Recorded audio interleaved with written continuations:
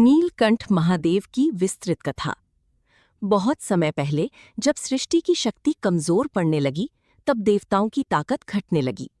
असुरों का प्रभाव बढ़ गया था और देवता चिंतित हो उठे। वे भगवान विष्णु के पास गए और अपनी समस्या बताई। भगवान विष्णु ने कहा, अमृत प्राप्त करने के लिए समुद्र मंथन करना होगा, उसी से तुम्हें फिर से शक्ति मिलेगी। देवताओं और असुरों ने मिलकर समुद्र मंथन करने का निश्चय किया। मंद्राचल पर्वत को मथानी बनाया गया और वासुकी नाग को रस्सी की तरह इस्तेमाल किया गया। एक तरफ देवता खड़े हुए और दूसरी तरफ असुर। जैसे ही मंथन शुरू हुआ, समुद्र से अनेक दिव्य वस्तुएं निकलने लगीं, रत्न, देवी देवता और अद्भुत शक्तियां।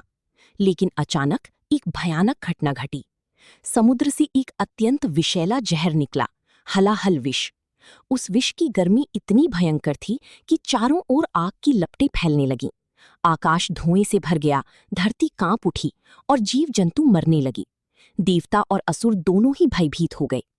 कोई भी उस विष को संभाल नहीं पा रहा था। तब सभी देवता एक साथ भगवान शिव के पास कैलाश पर्वत पर पहुंचे। उन्होंने विनती की, हे महादेव, केवल आप ही इस संकट से हमें बचा सकते हैं, कृपया हमारी रक्षा करें। भगवान शिव ने जब सृष्टि को संकट में देखा तो उन्होंने बिना एक पल भी सोचे उस विष को अपने हाथों में उठा लिया। ये एक ऐसा निर्णय था जो केवल एक सच्चा त्यागी और करुणामय देव ही ले सकता था।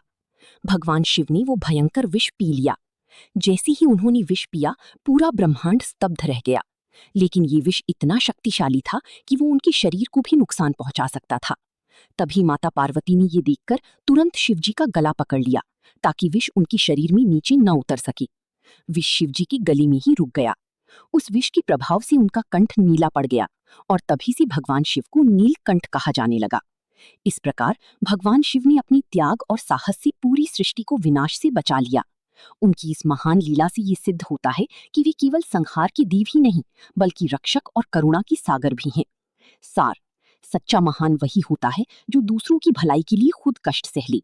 शक्ति के साथ करुणा और त्याग होना भी जरूरी है। भगवान शिव हमें निस्वार्थ सेवा और साहस का मार्ग दिखाते हैं।